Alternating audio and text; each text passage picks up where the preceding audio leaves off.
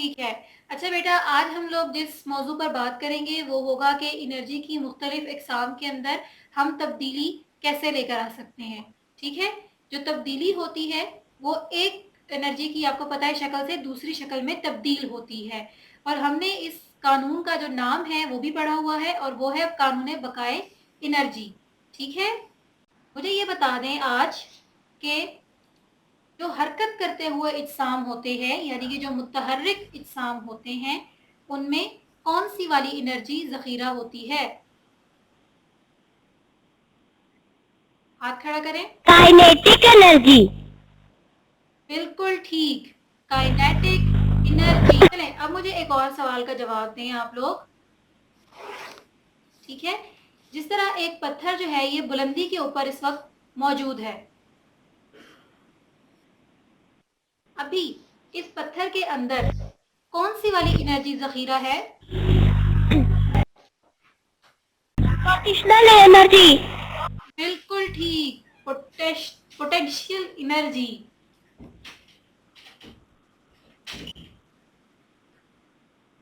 Potential energy. चलें, अब हाथ खड़ा करें और मुझे ये बताएं कि जो पोटेंशियल एनर्जी है हम उसको किससे जाहिर करते हैं? पीई। हम पोटेंशियल एनर्जी को P से जाहिर करते हैं। अब आप लोग मुझे ये बताएंगे काइनेटिक एनर्जी होती है उसको हम किस से जाहिर करते हैं? जी, सबसे आखिर में जो बच्ची जिसने हाथ खड़ा किया है,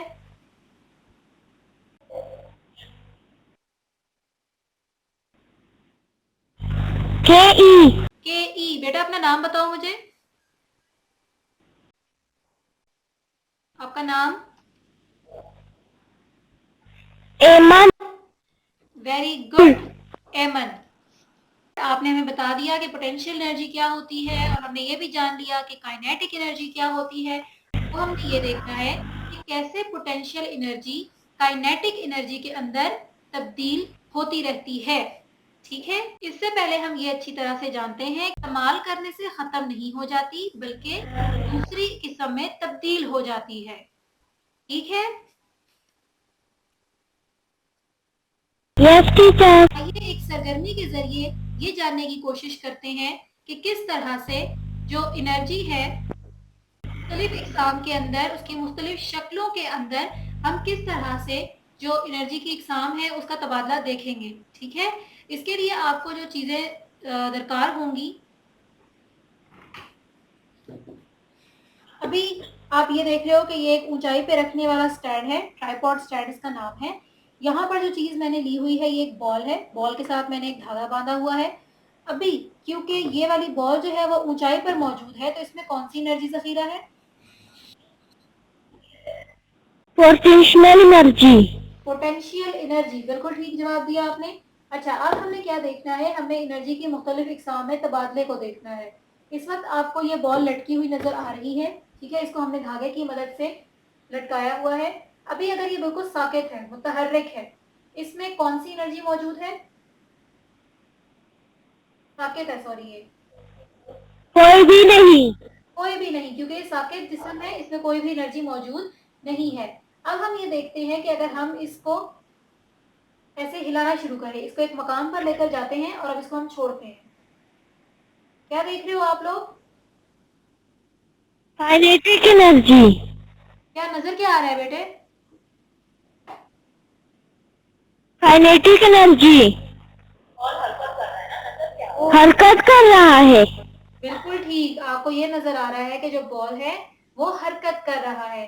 अच्छा, अभी आप लोगों ने मुझे बताना है कि अगर हम बॉल को ऊंचाई पर रखते हैं तो क्या होता है, और अगर हम नहीं रखते हैं तो क्या होता है। बॉल को इस वक्त हमने ऊंचाई पर रखा हुआ है। ठीक है? अभी इसमें कौन सी एनर्जी मौजूद है?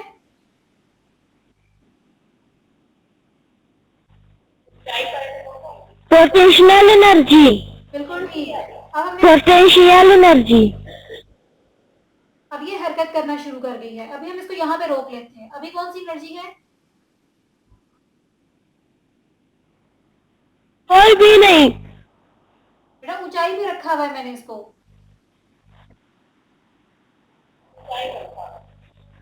Potential energy. बिल्कुल ठीक। अब हम यहाँ पर एक पॉइंट मार्क कर लेते हैं। जिस तरह से ये जो मकाम है इसका नाम ओ है, ठीक है, ये मकाम हमारे पास ओ हो गया। अब आपने ये देखना है कि क्या ये बॉल ओ मकाम के ऊपर से गुजरती है या नहीं गुजरती है। जी, गुजर रही है। Yes teacher.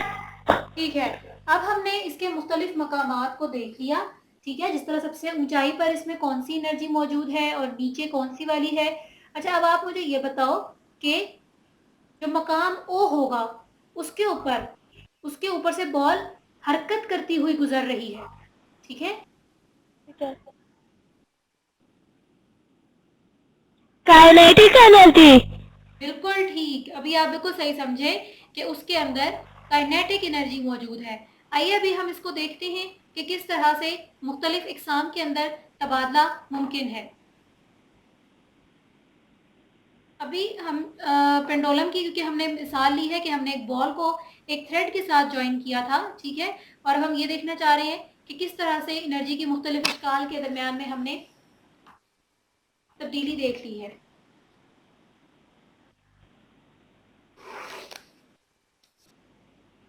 चलिए जी, स्टार्ट लेते हैं।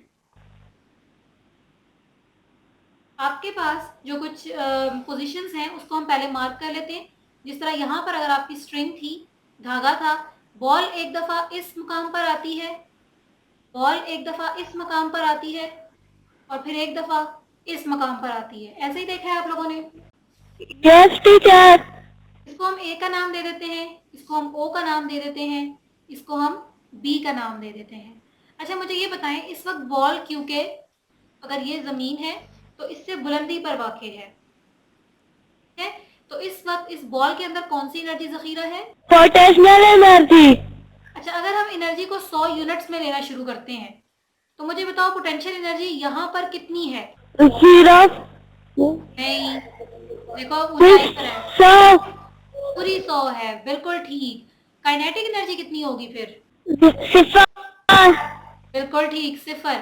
अच्छा, रास्ते में बात करते हैं। बॉल इस वक्त ना ओ मकाम पर पहुंची है ना बी पर पहुंची है, बॉल अभी आपकी यहाँ पर मौजूद है। मैं आपसे कहती हूँ पोटेंशियल एनर्जी जो है वो आधी हो चुकी है, 50 हो गई है, तो काइनेटिक कितनी होगी।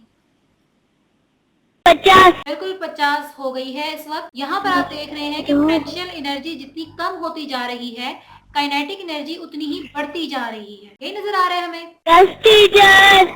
चलो ठीक है, अब मकाम ओ की बात कर लेते हैं। मकाम ओ के ऊपर जो आप देखोगे कि क्योंकि बॉल वहां से हरकत करती हुई गुजर रही है, तो यहाँ पर ऊंचाई की बिना पर हमारे पास पोटेंशियल एनर्जी होती है, लेकिन अब इस वक्त ऊंचाई खत्म हो गई है। ये जब यहाँ से यहाँ तक हरकत कर चुकी है तो अब ये मजीद यहाँ से ऊपर की तरफ जाएगी। यहाँ से नीचे की तरफ ये आ रही थी, लेकिन अब मजीद नीचे नहीं आएगी। तो नीचे आने वाली या ऊंचाई पर होने वाली अजसाम में पोटेंशियल एनर्जी मौजूद होती है।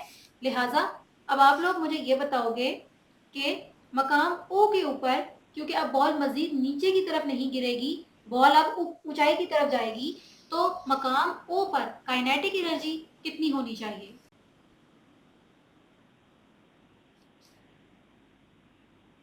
मैक्सिमम। बिल्कुल ठीक, बिल्कुल ठीक, वेरी गुड। बेटा नाम क्या है आपका। तनीषा। Very good Tanisha. अच्छा बेटा, माइक जो है वो अब अपने आगे वाली बच्ची को दे दो। बेटा आप मुझे बता दो पोटेंशियल एनर्जी यहाँ पर कितनी है। 0। बिल्कुल ठीक, 0। आपका नाम क्या है बेटा। Alvasha. Very good Palwasha, very good. बेटा मकाम ओ के ऊपर पोटेंशियल एनर्जी कितनी होनी चाहिए। मकामों की 100। बिल्कुल ठीक, इस वक्त आपके पास जो पोटेंशियल एनर्जी है वो 100 है। वेरी गुड, आपको भी। Yes teacher. बेटा अपना नाम बता दो। सलमा। आप मुझे बताओ यहाँ पे काइनेटिक एनर्जी कितनी है। 0। 0 है बेटा, एक चीज 100 है तो दूसरी 0 हो जाती है। अच्छा, अब आप मुझे बताएं इस रास्ते के दौरान, ठीक है, अब आप मुझे ये बताओगे कि अगर पोटेंशियल एनर्जी हो जाती है 70, तो फिर काइनेटिक एनर्जी उसको कितनी होगी। 70। होगी आपके 30। पास 30 आता है। Very good, very good Salma. अब आप लोगों को इस तरीके से ये मालूम हुआ कि एनर्जी की एक किस्म को दूसरी किस्म के अंदर हम किस तरीके से तब्दील कर सकते हैं, ठीक है। बिल्कुल वैसे ही जैसे कि हम अभी ऊंचाई पर जो चीजें होती हैं उनके बारे में जान लेते हैं कि जो ऊंचाई पर होती है उसके अंदर पोटेंशियल एनर्जी सबसे ज्यादा होती है, क्योंकि हमने इसके बारे में ये जाना था कि जो पोटेंशियल एनर्जी होती है वो ऊंचाई पर या ऐसे एग्जाम में जखीरा होती है जो कि जमीन से ऊंचे हैं और उनमें काम करने की सलाहियत मौजूद है। लेकिन जैसे ही ये गाड़ी जमीन के ऊपर आ जाएगी, इसके अंदर अब ऊंचाई वाली कोई बात नहीं रही, लिहाजा इसकी जो पोटेंशियल एनर्जी है वो मिनिमम हो जाएगी, जबकि काइनेटिक एनर्जी मैक्सिमम हो जाएगी। अब आप दोबारा देखो, जो सतह है उससे फिर ये बुलंदी पर जा रही है, तो अब दोबारा से इसमें जो इसकी होगी काइनेटिक एनर्जी, वो भी अब इसमें ज्यादा है और पोटेंशियल एनर्जी इसकी कम है। लेकिन अगर ये इससे ज्यादा बुलंदी पर चली जाती है तो यहाँ पे फिर वही होगा जो पहले हुआ कि हाई पोटेंशियल एनर्जी और लो काइनेटिक एनर्जी।